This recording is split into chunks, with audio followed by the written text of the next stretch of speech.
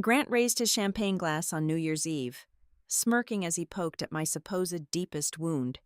Still unmarried at 35 and must be tough spending New Year's alone. The entire dining table prepared to laugh along, just like every year. Only this time, I had just received a confirmation email. After the holidays, a bank would no longer control the fate of Grant's company. That power now belonged to the sister he called alone. My name is Tiffany Fairfax. I am 35 years old, and for the past 10 years. The drive from my apartment in downtown Chicago to my parents' house in Louisville has felt less like a homecoming and more like a tactical deployment. It is normally a 4-hour stretch down Interstate 65. Though today, with the bitter December sleet pounding against the windshield, it took closer to 6 hours. 6 hours of gripping the steering wheel, watching the gray, frozen skyline give way to barren fields, and bracing myself for the exact moment I would step through the front door. I spent the entire drive listening to a monotone financial podcast, letting the dry discussions of corporate liquidations and asset restructuring ground me. I needed the cold logic of my world to prepare me for the emotional theater of theirs. Walking into the Fairfax residence on New Year's Eve was an exercise in sensory memory, heavy and suffocating, the moment I crossed the threshold.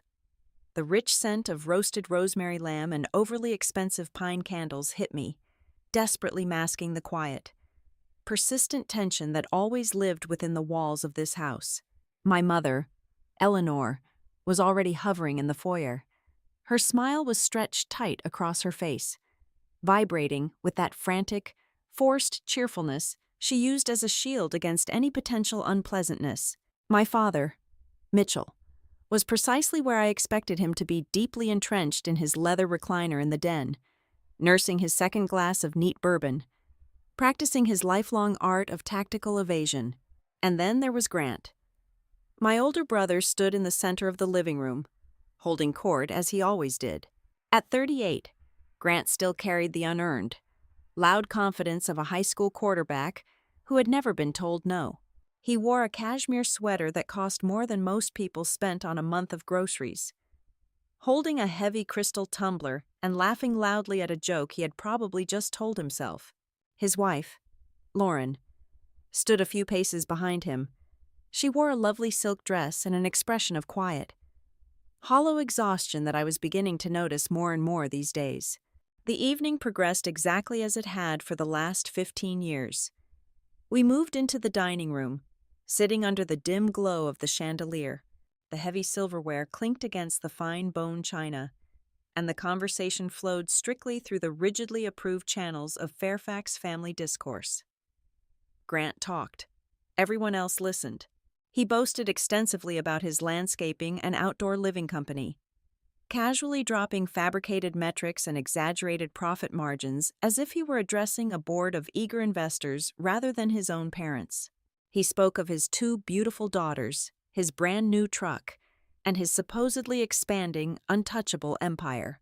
To my parents, he was the undisputed victor of the genetic lottery, the son who had checked every single box on the traditional American scorecard. He was the golden boy, and they worshipped at his altar. I sat quietly, cutting my lamb into precise, geometric pieces whenever the spotlight accidentally drifted my way. My mother would quickly pivot the conversation, treating my career in corporate financial restructuring as if it were a polite but unfortunate hobby that kept me distracted from finding a husband. "Tiffany is just so busy with all her little spreadsheets," she would say with a tight, dismissive laugh, before immediately turning back to my brother. "Now, Grant, tell us more about that massive patio contract you secured." As the antique grandfather clock in the hallway ticked closer to midnight, the air in the room grew noticeably heavier. The champagne was brought out from the kitchen. The delicate crystal flutes were passed around the long mahogany table. I knew exactly what was coming. It was a tradition as reliable as the ball dropping in Times Square. Grant was feeling the pressure of his own lies, and he needed a stepping stone to elevate himself one final time before the year ended. I was his designated foundation. I was the floor he wiped his shoes on to feel tall. Grant stood up, dramatically tapping his silver fork against his crystal glass. The room fell obediently silent. He raised his flute, the warm amber light catching the ascending bubbles, and let his eyes slide over to where I sat at the end of the table, his lips curled into that familiar, predatory smirk. "Well, another year down," Grant announced, his voice booming with artificial, theatrical warmth. He looked directly at me, his eyes gleaming with malicious delight. "To Tiffany. Still unmarried, at 35, so. Must be tough spending New Year's alone." A few chuckles rippled automatically around the table.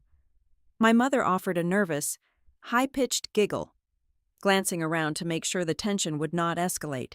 My father simply looked down at his plate, refusing to intervene. It was a pure reflex for them. Grant played the joke, and the family provided the obedient laugh track. In years past, this was the exact moment my face would burn with shame. I would press my lips together until I felt the tension build, force a strained, guarded smile, and slip away to the bathroom to steady my breathing and shake off the embarrassment. Or worse, I would attempt to argue. I would bring up my recent promotions, my heavy salary, my fierce independence, only to be met with pitying looks that clearly said they felt sorry for the poor spinster trying to justify her empty life. But tonight was profoundly different. Tonight, I felt absolutely nothing but the cold, hard weight of absolute certainty settling in my chest. I held his gaze without flinching. I stayed exactly where I was. Instead, I lowered my champagne flute to the table. The crystal base made a soft, sharp click against the polished wood. The sound was incredibly quiet, yet somehow, it severed the lingering, pathetic laughter in the room like a blade. I leaned back in my chair, interlaced my fingers in my lap, and looked straight into my brother's eyes. I did not raise my voice. I did not sound angry. I spoke with the terrifying calm of an executioner reading a verdict. "Being alone isn't as scary as walking into the new year not knowing who holds your debt papers," I said. The temperature in the dining room seemed to plummet by 20 degrees in a single second. The silence that immediately followed was not merely the absence of noise. It was a physical weight, thick and paralyzing. My mother's nervous smile froze instantly on her face, turning her into a wax figure. My father's head snapped up from his plate, his brow furrowing in genuine, alarmed confusion. None of them understood the complex mechanics of what I had just said. They did not know about leveraged buyouts, secondary debt markets, or collateralized loans. But they understood the tone. They felt the absolute, lethal conviction radiating from my words. They knew, instinctively, that I had not just thrown a petty insult back at him, I had stated a fatal fact.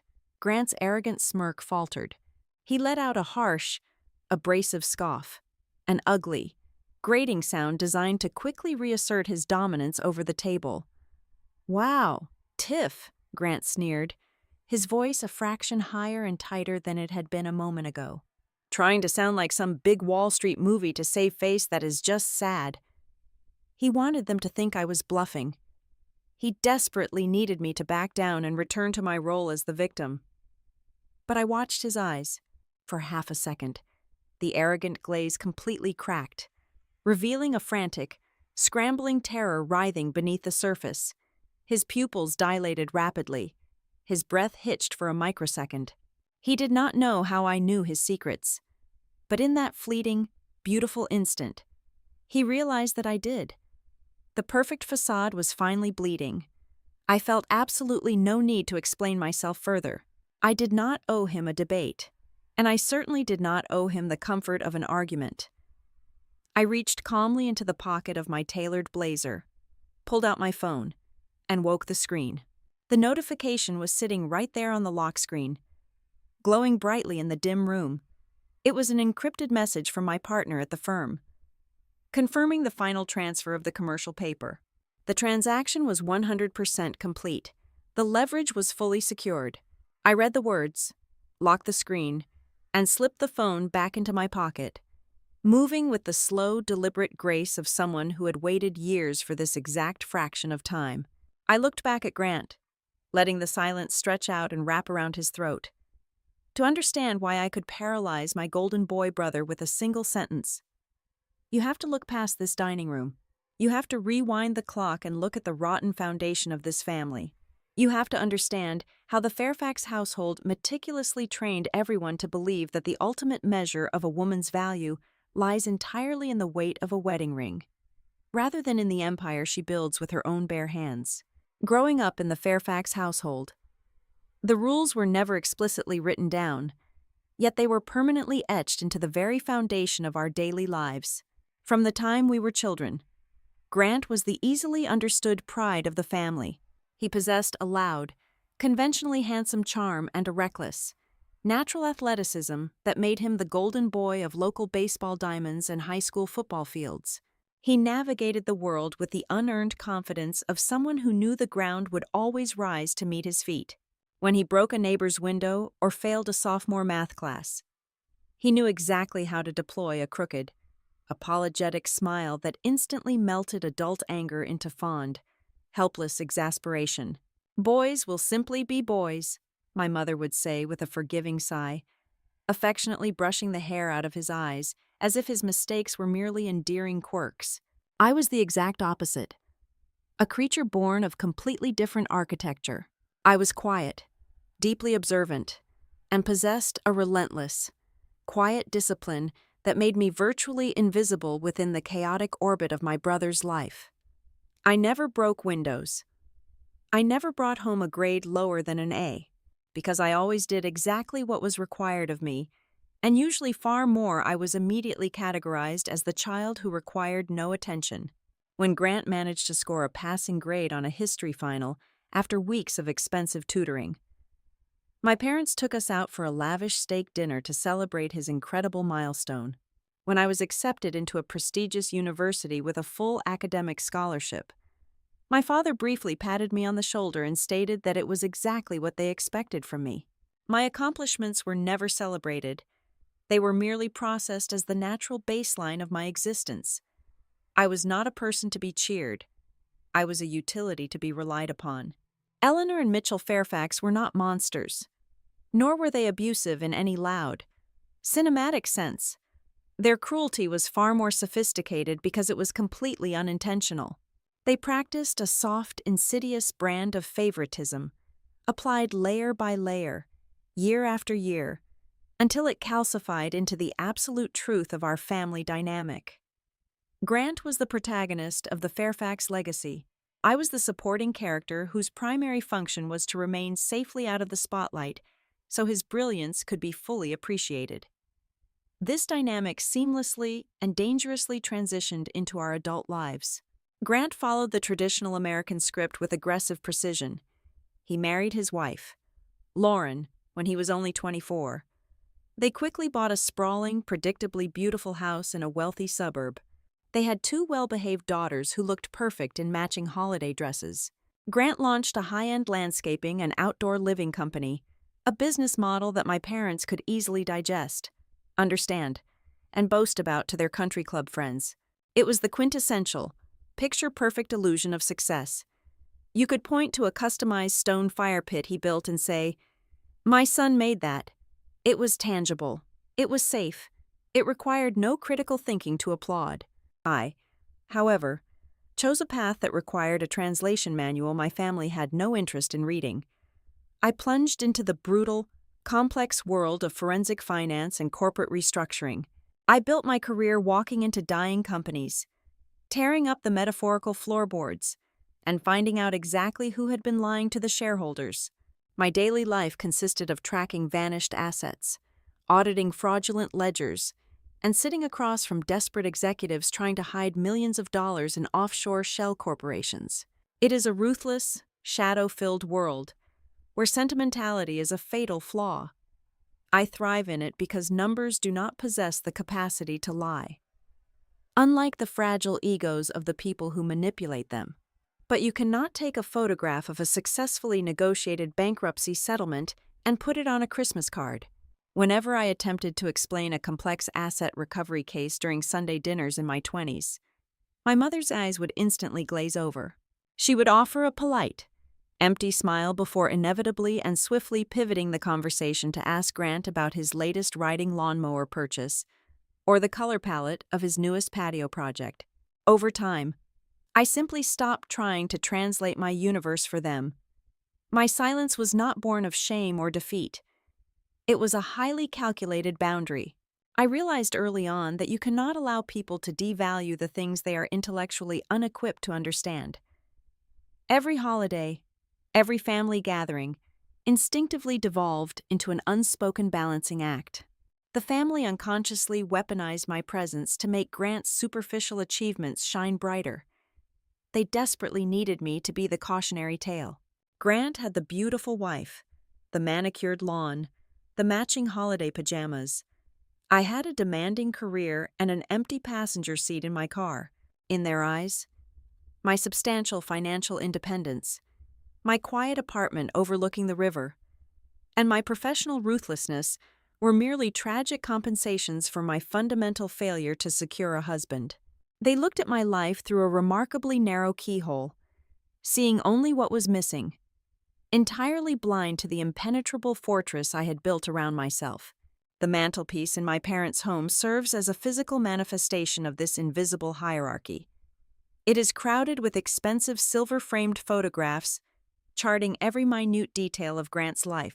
There is Grant in his Little League uniform, Grant at his wedding, Grant cutting the ribbon at his showroom, Grant holding his firstborn child, tucked away in the far corner, half hidden behind a decorative ceramic bowl, is my college graduation portrait. It is the only visual evidence in the main living space that they even have a daughter. I noticed this arrangement over a decade ago, and I never once asked them to move it. It was far better to know exactly where I stood than to beg for territory I was never meant to occupy. The most dangerous consequence of this deeply flawed environment was what it did to Grant's psychology. From the time he was a little boy, he was implicitly taught that he did not actually have to be exceptional to win. He just had to check the boxes that society deemed appropriate for a man. As we entered our 30s, his internal logic hardened into a toxic, absolute conviction. As long as he could keep me securely trapped in the narrative of the lonely, overworked spinster, he would forever remain the undisputed king of the Fairfax family. He desperately needed my personal life to be a failure, so that his own profound mediocrity could be disguised as a triumph. His entire ego was completely dependent on looking down at me from his suburban throne. If he ever lost that perceived high ground, if the family ever realized that a marriage certificate and a landscaping truck were not the ultimate markers of a superior life, his entire identity would shatter into 1,000 irreparable pieces. He believed he was the architect of his own greatness, completely unaware that his throne was built entirely on the soft, unearned foundation of our parents' blind devotion. And because he had never faced a real consequence in his life, he had no idea how to recognize a predator when she was sitting right across the dining room table. I operate out of a sprawling, glass-walled corner office on the 42nd floor of a sleek high-rise in the Chicago Loop. The brushed brass plaque on the heavy oak door reads Blackthorn Recovery Group. My official professional title within the firm is Senior Specialist in Corporate Restructuring and Financial Forensics. In the simplest, most brutal terms, I serve as the undertaker for dying corporate empires. When a mid-market logistics firm, a regional manufacturing conglomerate, or a heavily leveraged tech startup starts hemorrhaging cash and plunging toward an inevitable collapse, their panicked creditors call us. My daily work is incredibly granular, aggressively complex, and entirely devoid of human sentimentality. I walk into tense, airless boardrooms that reek of stale coffee and raw fear, surrounded by desperate, arrogant men wearing $5,000 bespoke suits. These men spend the entire meeting praying that I will not look too closely at their convoluted balance sheets. But looking closely is exactly what I'm paid an exorbitant amount of money to do. I systematically tear up the metaphorical floorboards of their companies. I dissect quarterly earnings reports line by line, parse through labyrinthine mezzanine loan agreements, trace heavily obscured offshore wire transfers, and verify the authenticity of every single signature on every single vendor contract. I look for the rot. I step into the wreckage to find out exactly who has been cooking the books, which supposedly profitable division is actually completely insolvent, and who purposely planted the financial bomb that is about to detonate and wipe out the naive shareholders. When a chief financial officer claims they have $50 million in solid accounts receivable, I am the one who digs through the digital dirt to prove that 40 million of it is entirely fabricated. I am exceptionally good at my job. I am so efficient, so relentlessly thorough, that chief executive officers and veteran board members are genuinely terrified the moment my team steps off the private elevator. They hire me because they absolutely have to, usually because a furious private equity sponsor or a syndicate of nervous banks mandates my presence before they pull the plug on funding entirely. These executives offer me tightly stretched smiles and expensive sparkling water, knowing full well that within 72 hours, I will expose the gaping catastrophic holes in their accounting systems that their own highly paid internal auditors miraculously missed for 3 consecutive fiscal years. I often find the fatal flaw in the system before the board of directors even realizes they are bleeding out. I do not care about their legacy, their golf handicaps, or their summer homes in the Hamptons. I care about the math. The math is ruthless. And to survive in this industry, so am I. Many years ago, during my late 20s, I actually made a genuine effort to bridge the massive gap between my reality and my family's suburban fiction. I would sit at the long mahogany dining table in Louisville during Thanksgiving or Easter, attempting to share a heavily sanitized, accessible version of my week. I remember one specific dinner where I tried to explain the adrenaline rush of uncovering a phantom inventory scheme, a discovery that ultimately saved a medical supply company from a catastrophic $80 million default. I spoke with rare, genuine passion about the thrill of untangling a massive web of fraudulent shell corporations. I wanted them to see the puzzle, the strategy, the sheer intellectual weight of what I did every single day. Before I could even reach the conclusion of my story, my mother, Eleanor, offered that familiar, painfully thin smile. Her eyes darted away, completely glazed over and entirely uninterested. "That sounds terribly stressful and very complicated, dear," she murmured dismissively, waving her hand as if swatting away a mildly annoying insect. Then, without skipping a single beat or taking a breath, she pivoted her entire body toward the other end of the table. "Now, Grant, did you finally decide on the dry rub for the neighborhood barbecue this Saturday? The girls at the country club were just raving about your smoked brisket last month."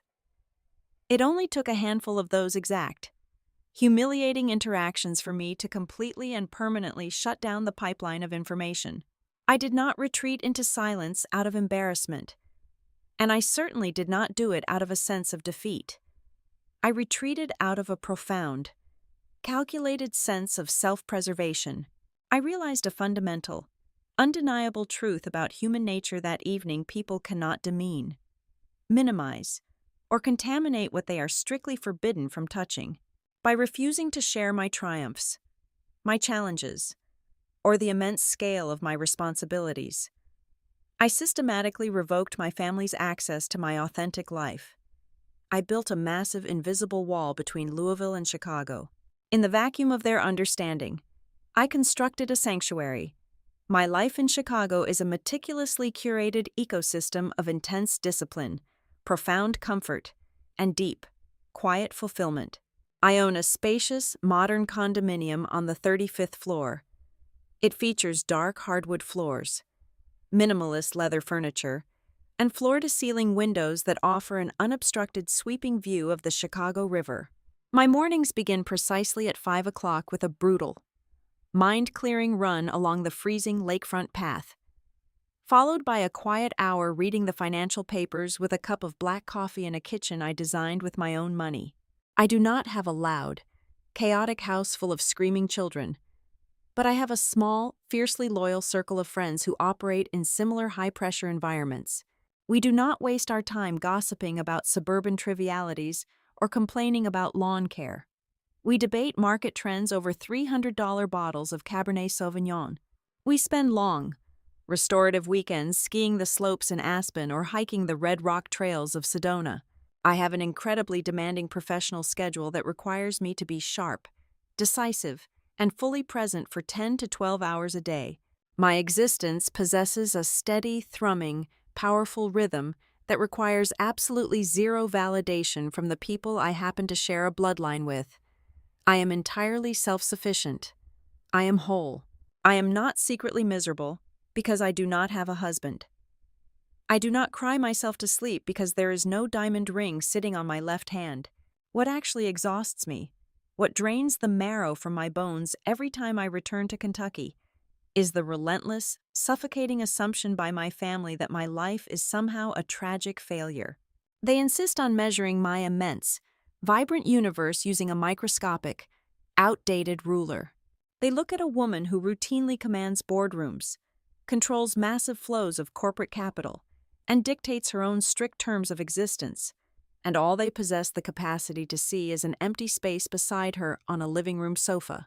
Because I no longer offer them any personal details to chew on, their assumptions have hardened into concrete facts in their minds. My thick, deliberate silence convinced them that my world was empty, cold, and devoid of joy. They mistook my heavily enforced boundaries for barrenness. They truly believed that because I did not bring a man home for the holidays, I had nothing of value to call my own. But they were entirely wrong. That silence they mocked was not a void. It was a thick, impenetrable layer of reinforced steel. I forged it carefully, year by year, contract by contract, to protect the most vital. Brilliant parts of myself from being dragged onto their dining room table and carved up into a pathetic, easy punchline for Grant. My life was an absolute fortress, and I held the only key. They thought they were keeping me on the outside, completely unaware that I had locked the gates from the inside a very long time ago. Grant ran a company called Hearthline Living. It was the absolute, undeniable epitome of tangible, aggressive suburban success, practically engineered in a laboratory to appeal to our parents' deeply traditional sensibilities. Hearthline Living specialized in high-end outdoor kitchens, custom cedar pergolas, luxury patio renovations, and imported stone fire pits for the aggressively wealthy. To my parents, this was the definition of real, honest work. You could touch the rough texture of the travertine tile. You could sit on the heavy teak benches. You could physically see the money being made. Grant leased a massive, gleaming showroom on the most expensive side of the city, complete with fully functional outdoor living displays. He drove a heavily modified, brand-new heavy-duty pickup truck that cost more than most starter homes, its tires entirely unblemished by actual construction mud. On paper, and certainly in the glossy marketing brochures he left scattered around our parents' living room, Grant was the American dream personified. He had the beautiful, socially acceptable wife, Lauren. He had the two well-behaved little daughters. He had the perfectly curated holiday cards sent out the first week of December, projecting an aura of untouchable prosperity. But my entire professional career is built upon reading the quiet, empty spaces between the numbers. I am completely fluent in the subtle, desperate language of financial risk, and people who are truly secure simply do not behave the way my brother behaved. Because I spent my days hunting down corporate fraud and hidden liabilities, I started noticing the hairline fractures in his perfect facade a couple of years ago. Grant began compensating with a frantic, feverish energy at family dinners. He was no longer just doing well. He was perpetually hovering on the precipice of something unimaginably massive. He constantly dominated the conversation with vague, heavily inflated phrases. "We are right on the goal line of a multi-million-dollar regional expansion," he would declare loudly, waving his fork for emphasis. "I am about to lock in the absolute biggest commercial landscaping contract this state has seen in 10 years. People who are actually closing 8-figure deals do not scream about them over mashed potatoes. They sign the papers quietly in heavily guarded boardrooms. Grant was also becoming increasingly volatile, a classic symptom of a man losing his grip on the steering wheel. A simple, polite question from our father regarding global supply chain delays would cause Grant to completely snap. His neck would flush a dark, angry red as he launched into a highly defensive, aggressive tirade about macroeconomic factors he clearly did not possess the intellectual capacity to understand. He was a balloon stretched to its absolute limit, terrified of the slightest needle, the most bitter, infuriating pill to swallow. However, was the profound hypocrisy of his private behavior. For all his public posturing, his loud boasts, and his relentless, cruel mockery of my career at the dinner table, Grant was completely and utterly dependent on my expertise in the shadows. My phone would frequently ring late on a Tuesday evening or a Sunday morning. I would answer, and Grant's voice would be stripped entirely of its usual booming, arrogant cadence. It would be replaced by a hushed, urgent, pathetic whisper. He would always claim he was asking for a colleague, or merely running a purely hypothetical scenario for a friend's business. "Hey, just a quick legal question," he would casually lie, the panic vibrating through the cellular connection. If a commercial lender claims a technical default on a debt covenant, what is the standard cure period before they can freeze operational accounts? Or, how aggressively can a regional bank enforce a blanket lien on physical inventory if the quarterly revenue drops below 20%? He desperately needed my forensic brain to navigate the treacherous, drowning waters of his own incompetence. He lacked the fundamental financial literacy to understand the lethal contracts he was signing. I gave him the answers, cold and precise, stripping the emotion from my voice. I did it because it was easier than listening to him stumble through his web of lies, and because a small analytical part of my brain was fascinated by the sheer scale of the disaster he was clearly building. He would extract my high-level legal and financial counsel for absolutely free, hang up the phone, and then show up at our parents' house a few days later to publicly diminish my entire existence. He actively pushed my head underwater in public to ensure he remained the undisputed king of the room, using the very breath I had privately given him to do it. I was not the only one noticing the foundation crumbling. Lauren was slowly changing, dissolving right in front of us. When they first got married, she used to laugh at his loud jokes, genuinely captivated by his gravitational pull and his promises of a beautiful life. But recently, a profound, heavy exhaustion had permanently settled deeply behind her eyes. She never publicly defended me when Grant launched his cruel, pointed jabs about my single status, but her physical reactions betrayed her completely. Whenever Grant made a joke at my expense, Lauren's body language shifted violently. She would stiffen, her spine rigid against the dining chair. Her knuckles would turn stark white as she gripped the stem of her wine glass. She would stare intensely at the tablecloth, her jaw clenched so tight I imagined her teeth might crack. Lauren was not a financial analyst, but she was the one sitting at their kitchen island late at night, managing their household checkbook. She was the one seeing the bright red late notices, taking the calls from aggressive vendors, and feeling the terrifying, underlying vibration of a lavish lifestyle being sustained entirely by desperate debt rather than actual, realized revenue. She knew the golden boy was tarnishing rapidly, but she was utterly trapped inside the beautiful, incredibly expensive cage he had built for them. She had 2 children to protect, and exposing her husband's fraudulent reality would mean detonating her own life. I felt the overwhelming, undeniable intuition that Hearthline living was bleeding out on the operating table. Every single instinct I had aggressively honed at Blackthorn Recovery Group screamed that my brother was heavily over-leveraged. He was almost certainly shifting funds from new client deposits to cover old, mismanaged project debts, engaging in a classic, pathetic shell game that always ends in total ruin. But I made a very deliberate, highly conscious choice to keep my hands completely clean. I refused to ask probing questions. I flatly refused to dig into public county court records or pull his commercial credit profile, even though I possessed the access and the skill to do it in less than 5 minutes. I knew exactly what would happen if I took it upon myself to expose the rot. The family dynamic was entirely predictable if I presented them with irrefutable proof of his failures. they would inevitably rally around him. My parents would quietly drain their own retirement accounts to bail him out, frantically framing his gross negligence as a temporary stroke of bad luck rather than a catastrophic failure of character. And somehow, through the twisted, impenetrable logic of the Fairfax family, I would be painted as the bitter, jealous villain for exposing the truth and ruining the beautiful illusion. I decided to step back and let Grant navigate his own sinking ship. It was not my professional or personal responsibility to save a man who actively enjoyed trying to drown me.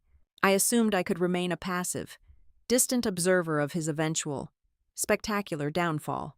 I thought the thick walls I had built around my highly structured life in Chicago were high enough to keep his incoming, toxic debris from landing on my pristine lawn. I was absolutely certain that my strict policy of total non-intervention would protect me. But fate, especially in the volatile, ruthless world of distressed commercial debt, possesses an incredibly dark and precise sense of humor. The universe simply does not care about your carefully constructed personal boundaries. Late in the autumn, a massive secondary market debt liquidation portfolio was scheduled to cross my desk at the firm. I had absolutely no idea that when I opened that specific, heavily encrypted digital file on a quiet Tuesday morning, I was going to find a highly explosive financial bomb. And I certainly did not know that the bomb would have my family's name written all over it, proving with terrifying, undeniable mathematical certainty that every single one of my darkest instincts about Grant had been entirely correct from the very beginning. Late November in Chicago always carries a specific, unforgiving kind of bite. The wind coming off Lake Michigan does not just chill the skin, it sinks straight into the bone. Inside the climate-controlled offices of Blackthorn Recovery Group, however, the temperature was always set to a neutral, sterile perfection. It was during the third week of November that our firm acquired a massive tranche of distressed commercial debt. A mid-sized regional bank down in Kentucky had heavily overextended itself in commercial real estate and aggressive small business lending. To appease federal regulators, the bank was forced to liquidate its most toxic, non-performing portfolios for pennies on the dollar to a secondary market aggregator, who then hired us to perform the financial autopsy. As the senior forensics specialist, my desk was the final destination for the absolute worst offenders in that portfolio. My job was to sift through the wreckage of defaulted loans, identify any salvageable assets hidden by desperate owners, and prepare the legal groundwork for aggressive asset seizure. I had spent 3 grueling days swimming through hundreds of pages of digital ink, scanning failing strip malls, bankrupt logistics fleets, and underwater construction firms. Then, on a Tuesday afternoon, I opened a digital folder labeled with a 10-digit alphanumeric code. The cover page of the master loan agreement loaded on my primary monitor. The borrower entity was listed as Hearthline Living, Limited Liability Company. For a brief, suspended moment, I stopped breathing. The sterile hum of the office ventilation system seemed to vanish entirely from my awareness. I leaned closer to the screen, my eyes tracking across the stark black text. The guarantor signature at the bottom of the first page belonged to Grant Fairfax. My initial reaction was not panic, but a cold, clinical validation. The debt principal was staggering, hovering around $4.2 million, a completely absurd amount of leverage for a boutique landscaping and patio firm. But my brother's gross financial incompetence was not the detail that sent a literal shockwave of ice through my veins. The sheer size of the debt was just a number on a page. It was the collateral schedule attached to the master loan that made my stomach drop into a terrifying, bottomless freefall. I clicked to the next page, pulling up the list of assets legally pledged to secure the $4.2 million. Grant had, as expected, mortgaged his pristine showroom. He had pledged his entire fleet of heavy machinery, his warehouse inventory, and the operational cash flow of the business itself. But the bank had obviously realized that a few tons of imported travertine tile and some used pickup trucks were not nearly enough to cover that kind of exposure. They had demanded a secondary, much heavier layer of security. Right beneath the business assets, listed in clean, ruthless legalese, was a residential property pledge. It was the deed to our parents' lake house at Lake Cumberland. I stared at the address for a long, agonizing minute. That lake house was supposed to be Eleanor and Mitchell Fairfax's sanctuary, their hard-earned retirement retreat. Fully paid off nearly 15 years ago, Grant had quietly dragged their physical safety net into his high-risk corporate debt package. He had weaponized their most valuable, unencumbered asset to buy himself a few more months of pretending to be a titan of industry.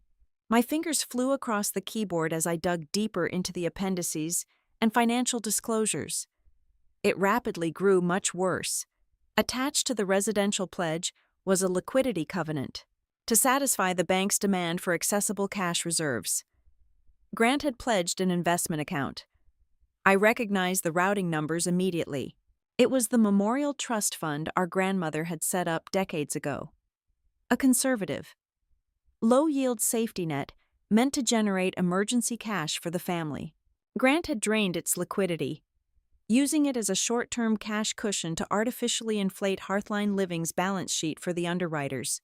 I pulled up the scanned copies of the addendums to see exactly how he had managed to get our parents to sign away their security. The signature pages were terrifyingly illuminating. I could clearly see the manipulative architecture of his fraud. The cover letters Grant had drafted for our parents completely misrepresented the nature of the documents. He had explicitly labeled the cross-collateralization agreements as routine temporary vendor support forms and short-term character affidavits. He had manipulated their technological illiteracy and their blind, unwavering trust in him. Our parents, who still struggled to navigate online banking, would have looked at the massive stacks of legal jargon and simply asked Grant where to sign. He presented the paperwork in a way that made two elderly people believe they were merely providing a temporary, harmless character reference for their son's thriving business. In stark reality, they had signed an unconditional, unlimited personal guarantee if Hearthline Living went under. The bank had the absolute legal right to seize the lake house and drain the trust fund before they even bothered liquidating Grant's showroom. He had built his entire business on top of their retirement security. My vision tunneled. A quiet, terrifying rage began to crystallize in my chest, replacing the initial shock. But the file had one final, deeply personal violation waiting for me. I opened the investor pitch deck that Grant had submitted to the bank to justify the massive loan. It was a glossy, beautifully designed presentation full of exaggerated market projections and fabricated growth metrics. I scrolled to the section titled Executive Leadership and Advisory Board. There, right next to his own heavily edited headshot, was my name. Beneath my name, he had listed my exact professional credentials, my position at Blackthorn Recovery Group, and a summary of my background in forensic finance. He had designated me as the lead strategic financial advisor to Hearthline Living. He had shamelessly leveraged my hard-earned reputation, my corporate pedigree, and the very career he openly mocked at every Thanksgiving dinner, to add a veneer of institutional credibility to his sinking ship. He had never asked for my permission. He had never even hinted at it. He simply stole my identity to secure millions of dollars in debt that he was now rapidly defaulting on. I sat back in my ergonomic chair. The silence in my office was deafening. Up until this exact second, Grant was just an arrogant, insecure older brother who used me as a convenient punching bag to make himself feel tall. I had been content to let him fail on his own terms. But this was not a simple business failure. This was a catastrophic financial contagion. Grant was a serious financial threat who was willing to drag Eleanor and Mitchell into bankruptcy and homelessness just to protect his fragile ego, and he had tried to tie my professional license to the anchor. The emotional part of my brain wanted to pick up the phone, call my father, and scream the truth into the receiver. "He is destroying everything you own." I wanted to yell, but I am not paid to be emotional. I am paid to be tactical. I am paid to dismantle complex structures with absolute, surgical precision.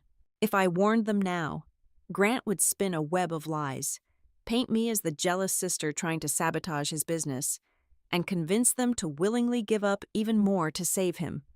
I immediately locked the digital file. I opened my firm's internal compliance portal and downloaded the standard conflict of interest declaration form. I filled it out meticulously, typing with sharp, rhythmic keystrokes. I stated clearly and officially that I possessed a direct familial relationship with the primary guarantor of the Hearthline living file, and that my name had been fraudulently included in their corporate materials without my consent. I requested immediate, total recusal from the portfolio to protect my professional license, my fiduciary duty to the firm, and Blackthorn's operational integrity. Within 30 minutes, my managing partner approved the recusal. I was officially locked out of the Hearthline living server. I handed the file back to the firm, permanently removing myself from the official chain of command. But officially stepping away from the firm's investigation did not mean I was letting Grant go. It meant the exact opposite. By recusing myself at work, I severed the only chain that required me to play by Blackthorn's neutral, corporate rules. I was no longer restricted by standard operating procedures or client confidentiality clauses. I was off the leash. I picked up my phone, staring out the floor-to-ceiling window at the icy, gray waters of the Chicago River. Grant thought he was a genius for hiding his failures in complex paperwork. He thought the rules did not apply to him because our parents had always protected him from the consequences. But he had finally stepped into my arena. I was stepping off the firm's battlefield, only to quietly build my own. I was shifting to a completely different, invisible front line, a place in the shadows where I could assemble the pieces without setting off his alarms. He had spent his entire life making sure I was pushed out of his sight. He was about to find out exactly how dangerous it is when I am the one standing in the dark, watching his every move, preparing to strike where he would never see me coming. I did not march into a local police precinct. I did not draft a furious, emotionally charged email to my parents, and I certainly did not call my brother to demand an explanation. Operating purely on rage is the easiest way to lose a war before the first shot is even fired. I knew exactly how the Fairfax family machinery functioned. If I tipped my hand prematurely, if I made a loud, accusatory scene, Grant would immediately slip into his most practiced role. He would weep. He would fall to his knees on their living room rug and spin a masterful, tragic narrative about being targeted by predatory commercial lenders or confused by complex banking regulations. He would cast me as the jealous, vindictive sister trying to destroy his beautiful family out of sheer spite. And my parents, entirely predictably, would wrap their arms around him, forgive his honest mistakes, and willingly hand over whatever was left of their savings to protect him from me. To trap a man who has spent his entire life successfully playing the victim, you cannot give him a stage. You have to quietly remove the floor he is standing on. My first move was to secure an airtight, independent verification of the fraud. I reached out to Dana Whitmore. Dana and I had crossed paths frequently in the trenches of corporate litigation. She was the founder and principal director of Whitmore Ledger Intelligence, a boutique firm specializing in digital forensics and document verification. Dana possessed a mind like a steel trap and a profound lack of patience for arrogant men who thought they could outsmart the digital footprint of their own lies. I paid Dana her premium retainer out of my own pocket and tasked her with a highly specific objective: reconstruct the exact chain of custody for the signature pages attached to the Hearthline Living Guarantee package. Within 48 hours, Dana requested a secure video conference. The preliminary findings she presented were even more damning than I had originally anticipated. Dana had managed to extract the metadata from the server logs of Grant's corporate email account, cross-referencing the timestamps with the digital signatures logged by the bank's notary service. She uncovered a series of documents that had been deliberately separated from their critical financial context. He isolated the signature pages from the main body of the loan agreement, Dana explained, her tone strictly professional, though I could hear the sharp edge of disgust beneath it. He sent the final pages to your parents via a secure portal, but look at the email threads he used to prompt them. She shared her screen, highlighting 3 separate emails sent from Grant to our father. The subject lines were weaponized innocence. One read, "Just a quick bank update." Another simply said, "Sign this quickly to help me out, please." The body of the emails contained no attachments of the actual financial disclosures, no mention of the lake house, and absolutely no reference to the Memorial Trust Fund. Grant had simply instructed them to click the link and apply their electronic signatures to satisfy what he called a routine vendor compliance check. It was a textbook case of fraudulent inducement, executed against his own flesh and blood, armed with Dana's verified intelligence. I began constructing the actual cage. My ultimate objective was never to seize Hearthline Living to enrich myself. Grant's company was a sinking, worthless ship heavily weighed down by terrible management and toxic debt.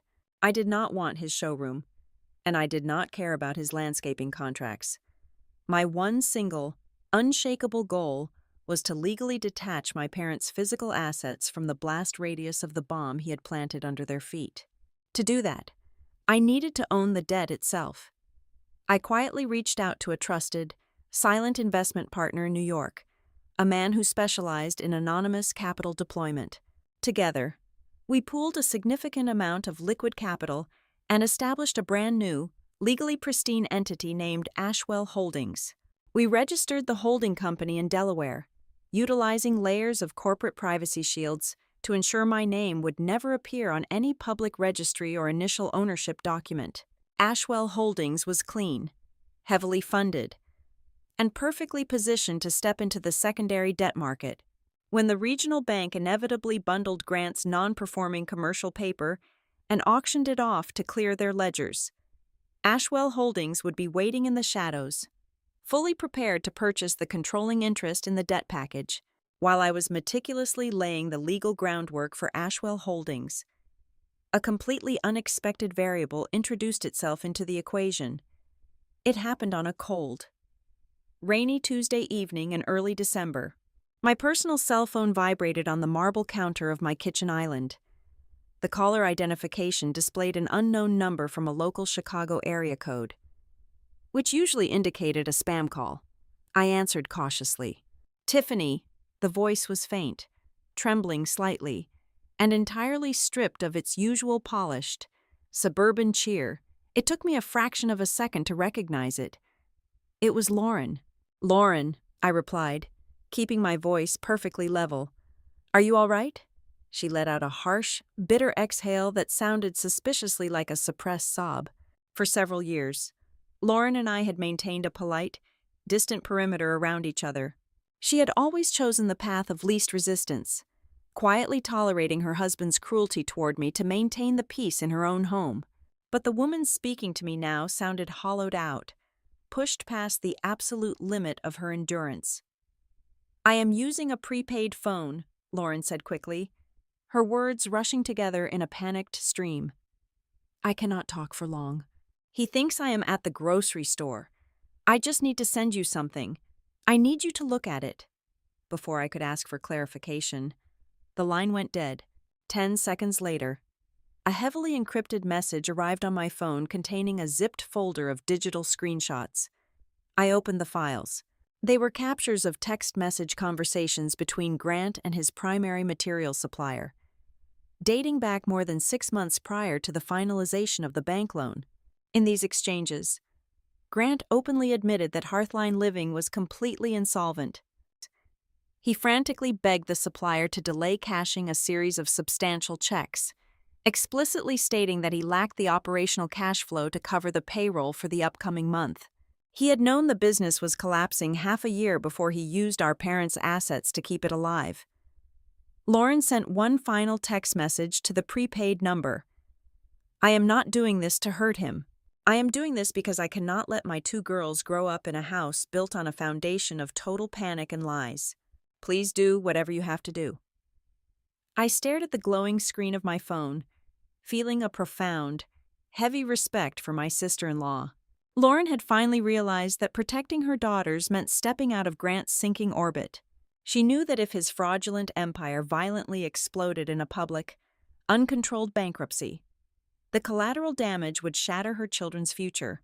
by handing me the very weapons needed to secure the perimeter. She was choosing reality over a beautiful illusion. I immediately transferred the screenshots to Dana for authentication and wiped the prepaid number from my device. I did not send Lauren a message of comfort, and I did not promise her that everything would be fine. She did not need empty platitudes. She needed me to execute the plan. I kept Lauren's quiet betrayal an absolute secret. I locked away the digital forensics, the establishment of Ashwell Holdings, and the timeline of Grant's insolvency behind a vault of complete silence. I went to work every day, drank my black coffee, and continued to exist precisely as the isolated, cold sister they all believed me to be. I understood a fundamental rule of warfare that Grant's monumental arrogance prevented him from ever grasping. The most devastating, effective strike is never the one accompanied by a loud battle cry. The perfect strike is the one delivered while the opponent is still casually admiring his own reflection in the mirror, entirely convinced he is the smartest person in the room. Grant thought he was holding all the cards, completely unaware that I had already changed the terms of the game. The final weeks of December in Chicago passed with a quiet, lethal efficiency. While the rest of the city was distracted by holiday shopping, aggressive winter storms, and the frantic wrap-up of the fiscal year, I was meticulously finalizing the architecture of my brother's reckoning. Through encrypted channels and highly confidential negotiations, my investment partner and I maneuvered Ashwell Holdings into the perfect striking position.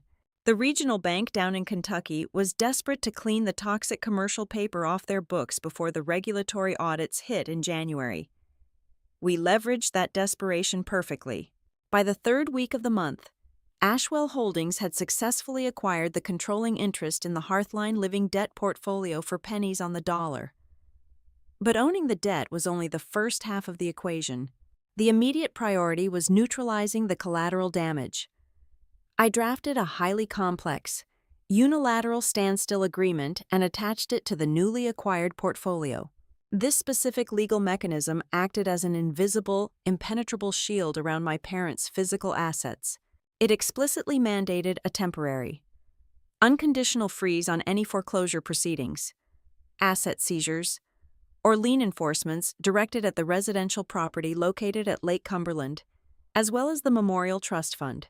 I locked the standstill agreement into place. My parents were completely safe. They were sitting in their living room in Louisville, decorating their massive spruce tree and drinking spiked eggnog, entirely unaware that the ground beneath their feet had nearly collapsed, or that their daughter had quietly caught the floorboards before they shattered. Meanwhile, my brother continued to operate under the pathetic delusion that he was still the smartest man in the room. His absolute ignorance was his most dangerous vulnerability, and it gave me an incredibly wide, unobstructed perimeter to operate within.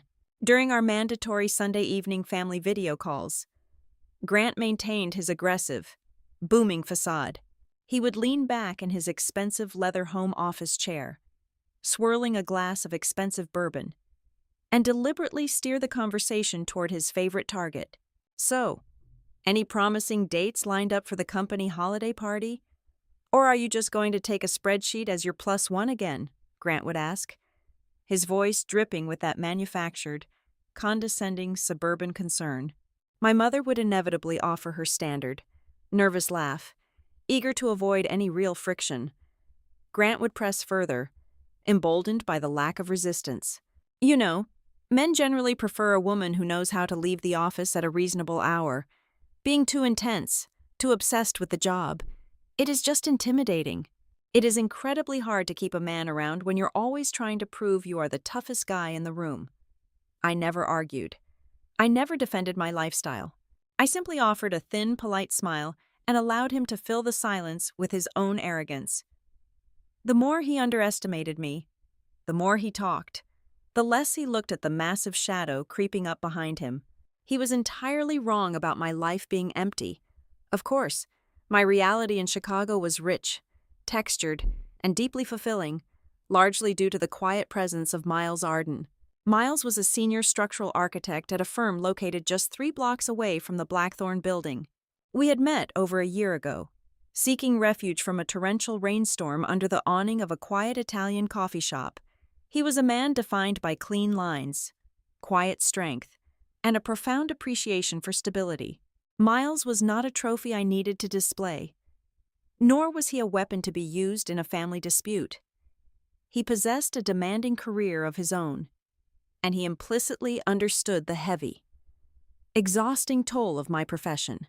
We spent our weekends cooking complex, time-consuming meals in my kitchen, drinking heavy Cabernets, and discussing the structural integrity of historical city landmarks. He respected my fierce need for privacy and never once demanded to be paraded in front of my family to validate our relationship. I deliberately kept Miles entirely separate from the Fairfax family ecosystem.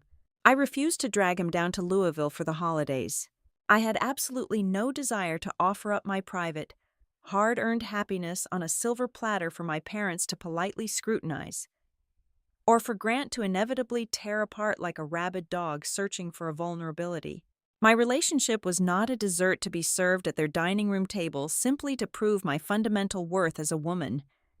It belonged solely to me, and I kept it pristine by keeping it hidden. The true, terrifying depth of Grant's underlying panic became glaringly apparent exactly 12 days before New Year's Eve. My personal phone vibrated against my nightstand at 2 o'clock in the morning.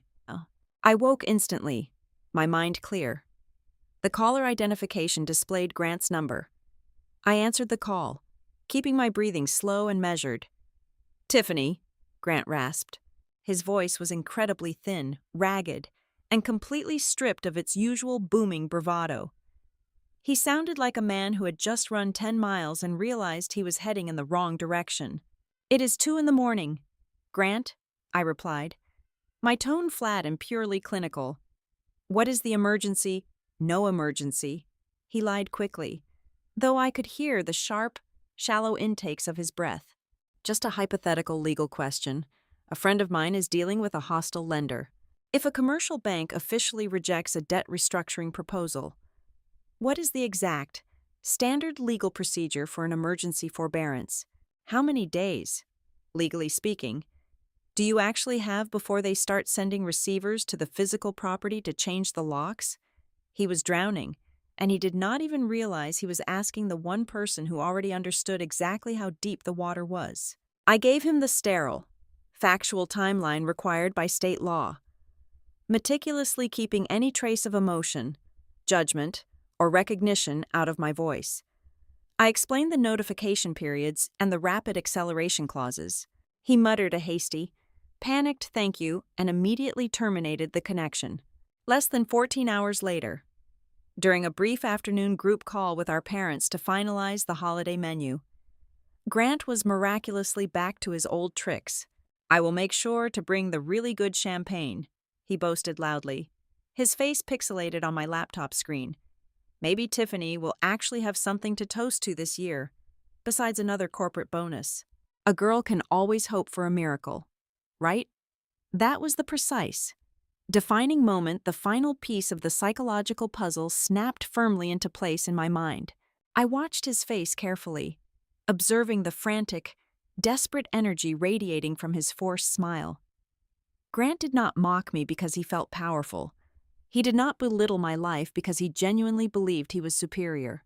Grant mocked me because he was absolutely terrified of being seen as weak. His cruelty was not a display of dominance. It was a cheap, transparent defense mechanism. He was standing on the burning deck of a sinking ship, actively pointing and laughing at my sturdy lifeboat just to ensure no one would notice the water rapidly rising around his own ankles. The low-grade anger that had been simmering in the back of my mind for the past month completely evaporated.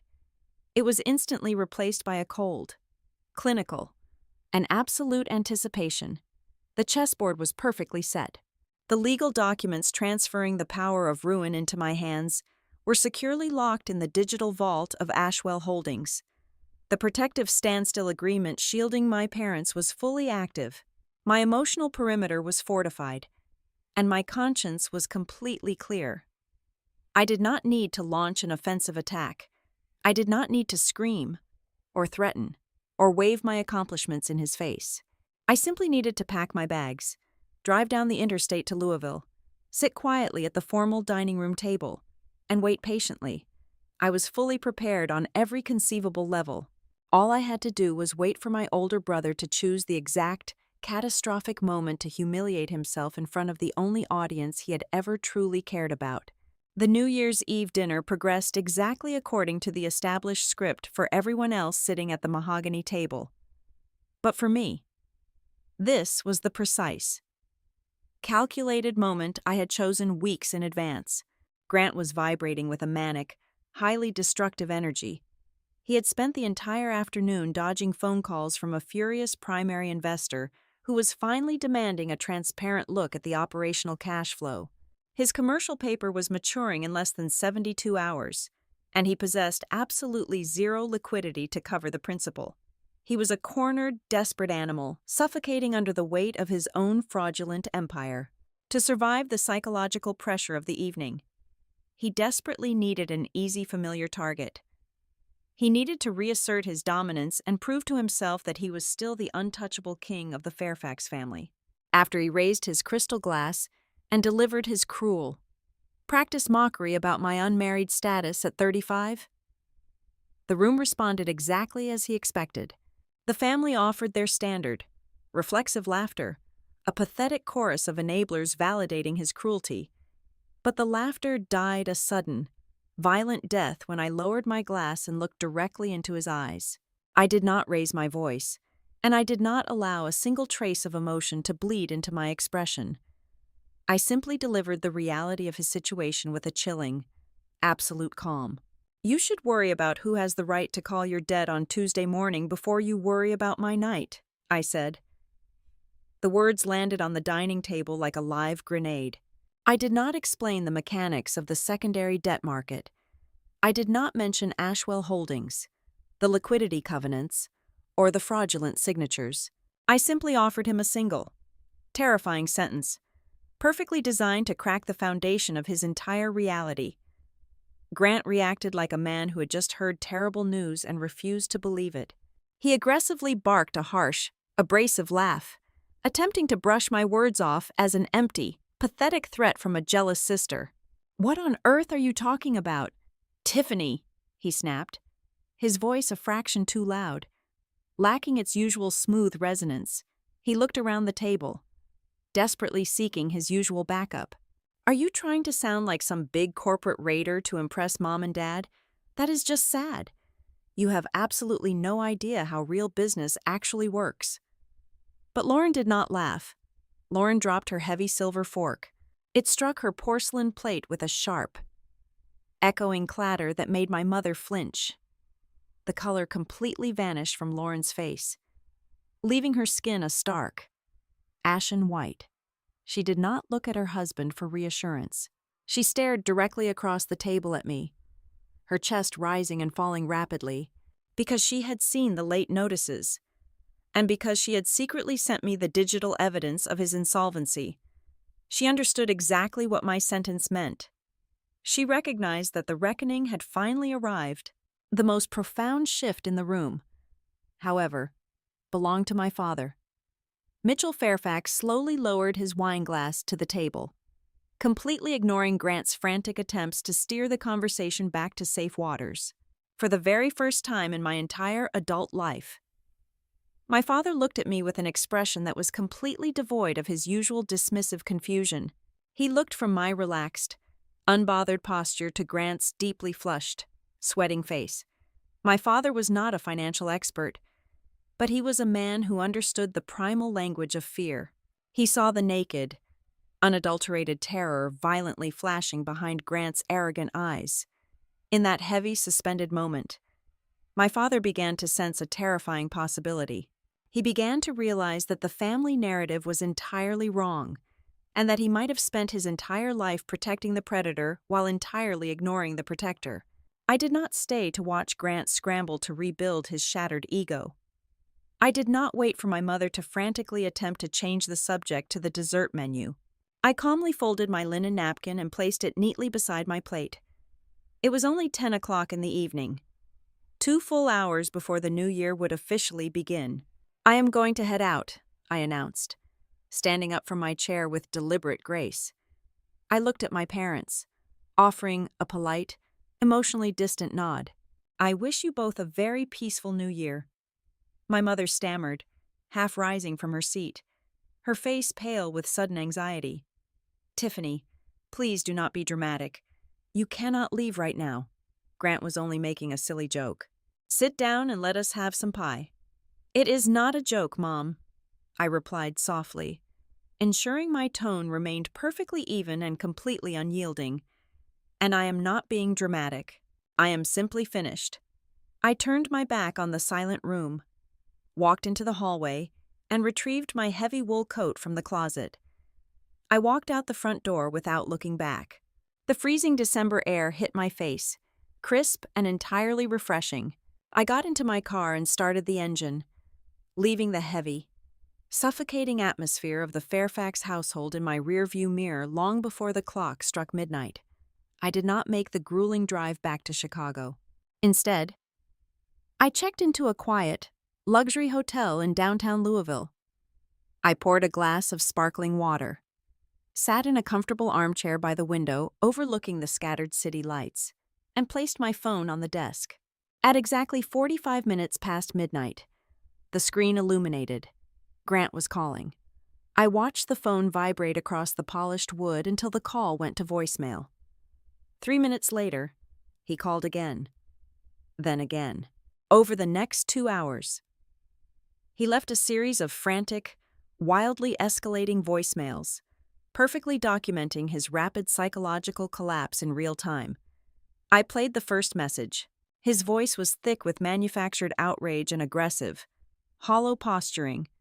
Tiffany, you need to answer your phone right now. Walking out like that was incredibly disrespectful to Mom and Dad. You think you can just throw around vague threats and run away? You are completely out of your mind. The second voicemail, arriving 40 minutes later, sounded significantly different. The arrogance had severely fractured. Tiffany, pick up the phone. Seriously. I just logged into the commercial banking portal to check on a standard transfer. My primary account access is temporarily restricted due to a portfolio reassignment. What did you do? Who the hell is Ashwell Holdings? Answer the phone right now. The final message came just before 3 o'clock in the morning. The anger was completely gone, entirely replaced by raw, unvarnished panic. He was breathing heavily, his voice trembling violently in the dark. Tiff, please, just tell me you are not involved in this. They bought the master loan. The entire portfolio is gone. Please call me back. You cannot do this to your own family. You have to help me fix this. Please. I deleted the voicemails one by one, feeling absolutely no guilt, no remorse, and no pity. I had not broken his company. I had simply purchased the hammer he had carelessly dropped. As the sun began to rise on the first day of the new year, one question hung over everything. What would Grant find when he finally opened the legal documents later that week? By 8 o'clock on the morning of January 1st, while the rest of the state was nursing holiday hangovers, Grant was frantically tearing his pristine showroom office apart. I did not need to be in the room to know exactly how his morning was unfolding. The digital alerts pinging on Dana Whitmore's secure server told the entire story in real time. He was desperately calling his corporate attorney, his lead accountant, and the regional bank manager who had stopped returning his calls entirely. When he finally forced his way through to a mid-level loan officer, the devastating reality materialized. The bank confirmed that his master debt portfolio had been legally offloaded to a private equity vehicle named Ashwell Holdings. The corporate structure was a completely opaque Delaware entity. He could not see my name on any of the operating agreements, but the precise, lethal timing of my comment at the dinner table left him with a terrifying, undeniable suspicion. Panic is a highly predictable chemical reaction. When an arrogant man realizes the walls are closing in, he does not surrender. He attempts to cheat the architecture, operating under the delusion that he still had a few days before the new creditor officially tightened the noose. Grant executed the most foolish, self-destructive maneuver of his entire career. He hastily registered a brand new, secondary shell company, Within 48 hours, he began frantically drafting assignment documents, attempting to quietly transfer his most valuable heavy machinery, his fleet of trucks, and his 3 most lucrative spring commercial contracts out of Hearthline Living and into the new hidden entity. He genuinely believed he could strip out the valuable assets and leave Ashwell Holdings with an empty shell. He completely failed to realize that Dana had anticipated this exact pivot. She had already established digital tripwires across his corporate network. Every single email he sent to his lawyer instructing the transfer.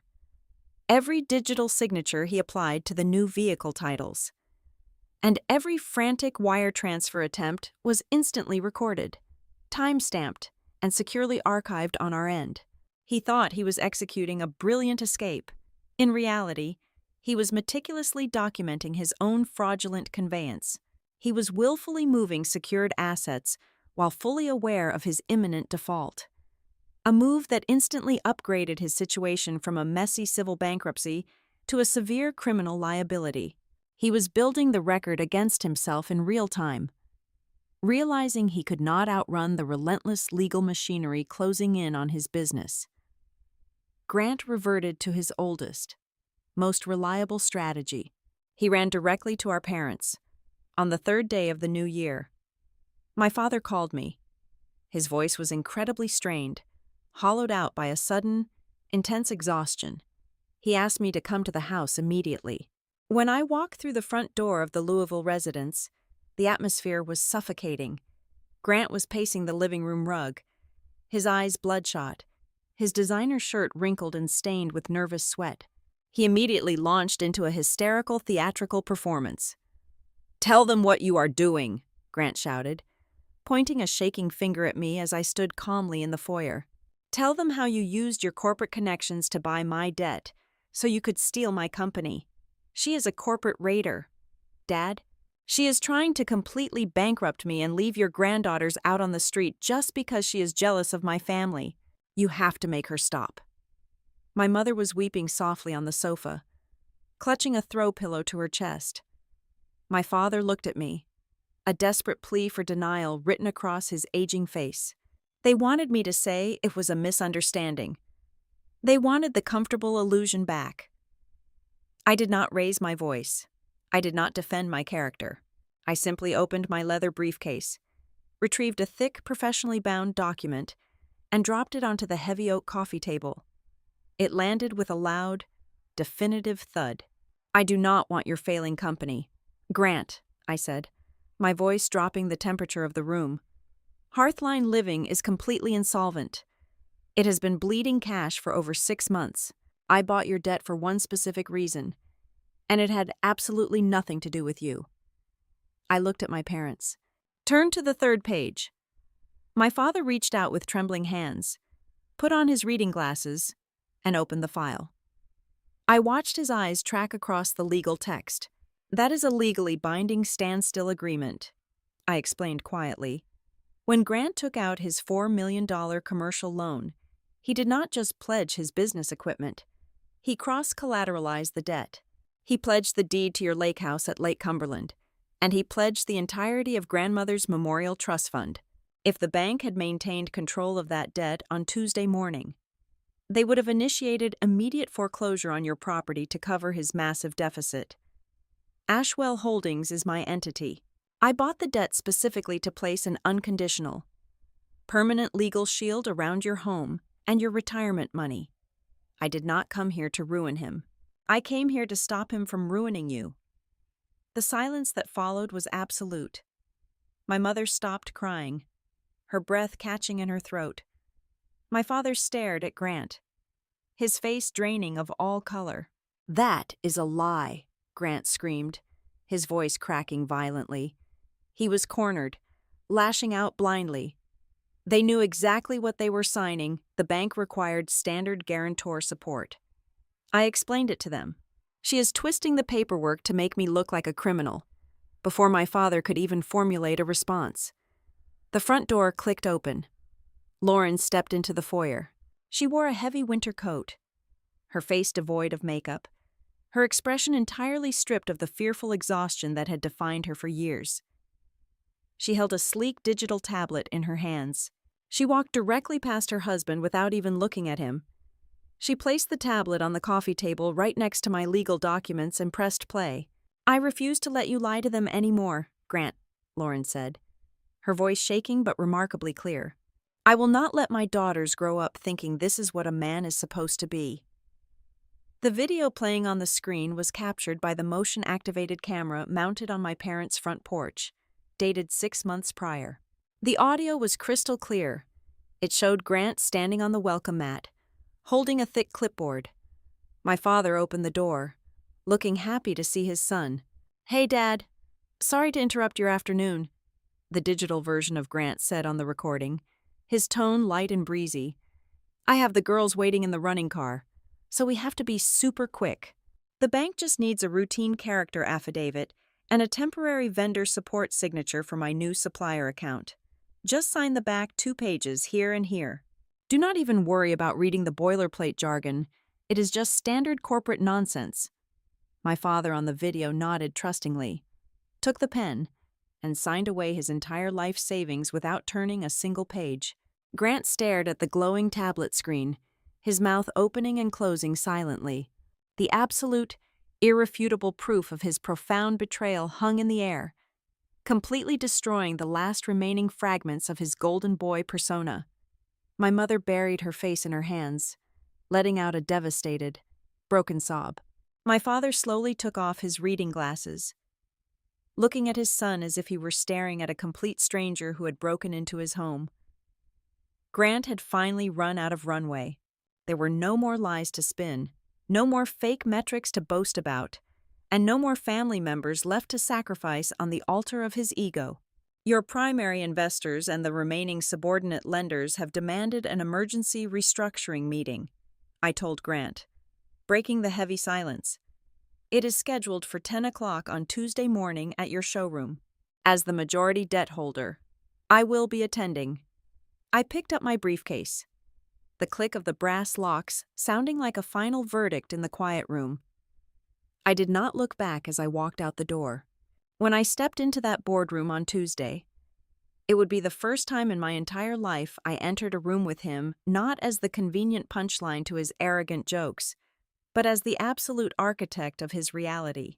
I was finally the one in control of what happened next. The meeting was scheduled for 10 o'clock on Tuesday morning, taking place precisely where Grant had spent the last decade carefully constructing the magnificent illusion of his superiority. The flagship showroom of Hearthline Living was designed to intimidate and impress. It featured soaring ceilings, massive displays of imported Italian travertine, and fully functional, wildly expensive outdoor kitchens that gleamed under the aggressive track lighting. Grant sat at the head of a massive, live-edge walnut conference table situated in the center of the room. He wore a sharply tailored navy suit, attempting to project the image of a cornered but dangerous executive. The rest of the room painted a very different picture.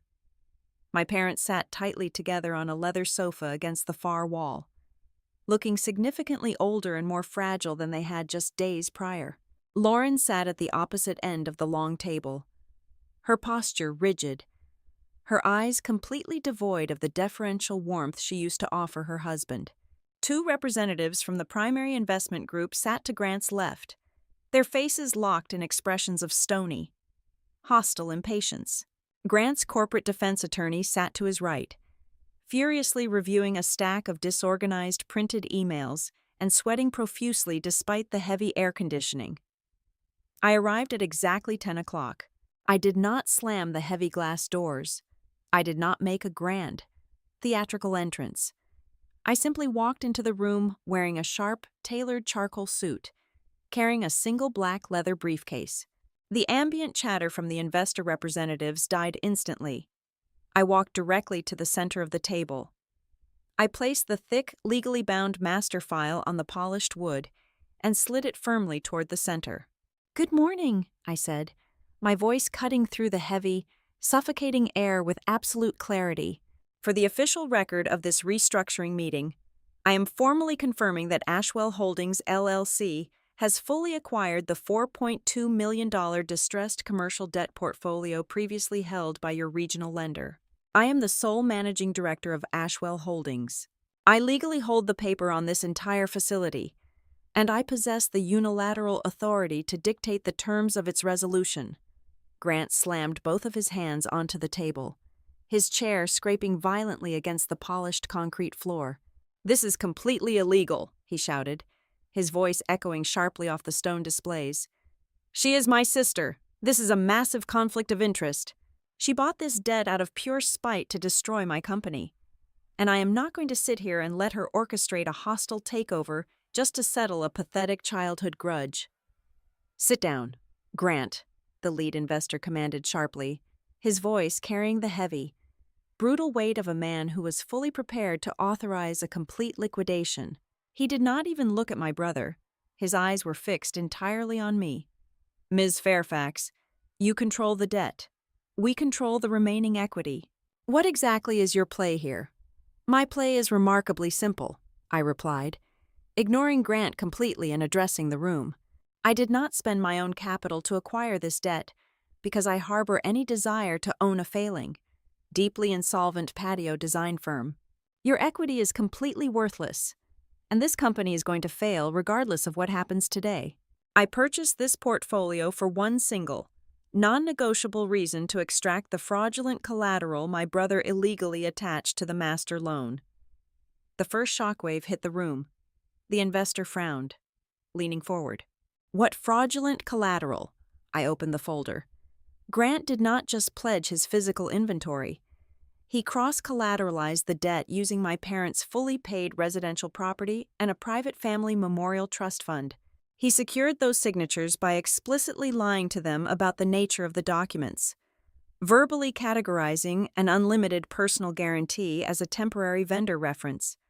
I pulled out the second stack of documents, courtesy of Dana Whitmore's digital forensics. I passed copies down both sides of the table. "Furthermore," I continued, my tone dropping to a lethal, clinical coldness, Grant submitted a formal capital-raising pitch deck to the original underwriters. Turn to page 14 of the addendum. He explicitly listed my name, my professional credentials, and my corporate affiliation as his lead strategic financial advisor to secure institutional credibility. I never consented to this. I never consulted for this firm. That is a direct, undeniable instance of wire fraud and material misrepresentation. The room froze completely. The corporate attorney sitting next to Grant stopped flipping through his papers, his face draining of all color as he stared at the undeniable proof of his client's criminality. The investors exchanged a single, dark look that confirmed they were officially done playing games. Grant reacted exactly as his fragile, terrified nature dictated. He completely abandoned logic and resorted to the only weapon he had ever known how to use against me. He stood up again, his face a mottled, dark purple, pointing a trembling finger directly at my face. "You are completely sick," he screamed, his voice cracking into a hysterical pitch. "You are just a bitter, jealous woman. You are 35 years old, completely alone, and your life is so empty that you have to come in here and destroy my family just to feel like you actually matter. You could never build what I built, so you have to burn it down. You are pathetic." He waited for the laugh. He waited for the uncomfortable shifting of eyes, the polite pivoting of the conversation, the invisible safety net that the Fairfax family had always provided to catch him when he fell. But this time, the safety net was completely gone. Nobody laughed. Nobody looked away. The silence that rushed in to fill the space after his outburst was incredibly heavy, thick with absolute disgust. Lauren stood up from her chair at the far end of the table. She looked at the man she had married, and her expression was completely empty of anything resembling love. "I want a full, independent forensic audit of our personal joint accounts," Lauren stated, her voice shaking but resolute. "And I am officially requesting separate legal counsel moving forward. I will not let you drag our daughters into a federal fraud indictment." The lead investor stood up, snapping his briefcase shut. "We are officially pulling all remaining subordinate support. We will be filing an injunction by 3 o'clock this afternoon. You are entirely on your own. Grant." Then, the final, most devastating blow arrived. My father, Mitchell, slowly stood up from the leather sofa. He walked over to the edge of the conference table, his shoulders heavy with a profound, terrifying grief. He looked at his golden boy, the son he had worshipped and protected for nearly 4 decades. "You are not ruined by your sister," my father said, his voice quiet, raspy, but carrying an incredible, crushing weight. "She is the only reason your mother and I are not losing our home today." You are ruined by the exact way you have chosen to live your life. Grant, you did this. Grant opened his mouth, but absolutely nothing came out. The air had been completely sucked out of his lungs. He collapsed back into his expensive leather chair, the fight entirely draining out of his body. He was finally, completely exposed. "Here are my final, non-negotiable terms," I said, breaking the silence and addressing his attorney directly. "Grant will sign a letter of immediate resignation as Chief Executive Officer before anyone leaves this room today. He will surrender all operational control to a designated restructuring officer. He will immediately reverse the fraudulent transfer of heavy equipment he attempted to hide in his shell company last week. And most importantly, he will sign the full, unconditional release of Eleanor and Mitchell Fairfax from all guarantor obligations." I closed my briefcase and engaged the brass locks with a sharp, echoing snap. "If those executed documents are not securely delivered to my office by 5 o'clock tomorrow evening, I will bypass civil court entirely. I will hand the digital forensics, the forged signatures, and the falsified pitch decks directly to the federal authorities. You will not just lose your patio company, Grant. You will lose your freedom." I did not scream. I did not hurl insults back at him. I did not feel the need to boast about my high salary or the beautiful condo I owned. I simply finished the job I came to do. I systematically dismantled the invisible privilege that had protected him his entire life, completely severed my parents from his toxic wreckage, and turned my back on him. I walked out of the massive glass doors of Hearthline Living in absolute, unbroken silence. I stepped out into the crisp, freezing air of the parking lot. The bright winter sun felt incredible against my skin. There, idling quietly near the edge of the pavement, was a sleek black sedan. Miles was sitting in the driver's seat. He had the heating running, a cup of dark roast coffee waiting in the cup holder, and a thick architectural blueprint spread across his steering wheel. He had not insisted on coming inside to fight my battles. He knew I could handle that room on my own. He simply drove down to Kentucky to make sure I had a warm, safe place to land when the war was officially over. I opened the passenger door and slid into the comfortable leather seat. Miles looked up from his blueprints, his eyes warm and completely steady. He offered a soft, quiet smile. He did not ask for a dramatic recap, and he did not pry for the ugly details. He just reached over, squeezed my hand gently, and put the car into drive. As we pulled out onto the highway, heading back toward the towering skyline of Chicago, I looked out the window and smiled. Grant had spent his entire life trying to convince the world that I was completely alone. He failed to understand that the space I occupied was not empty at all. It was just a depth of existence he was far too shallow to ever comprehend. And realizing that, as the miles stretched out behind us, was the most perfect, complete revenge I could have ever asked for. Thank you so much for listening to my story. Please leave a comment telling me where in the world you are tuning in from today, so we can connect and share our thoughts. If you enjoyed this, please subscribe to the Helena Revenge Stories channel. Leave a like on this video, and support us even more by hitting the hype button so this story can be heard by many others.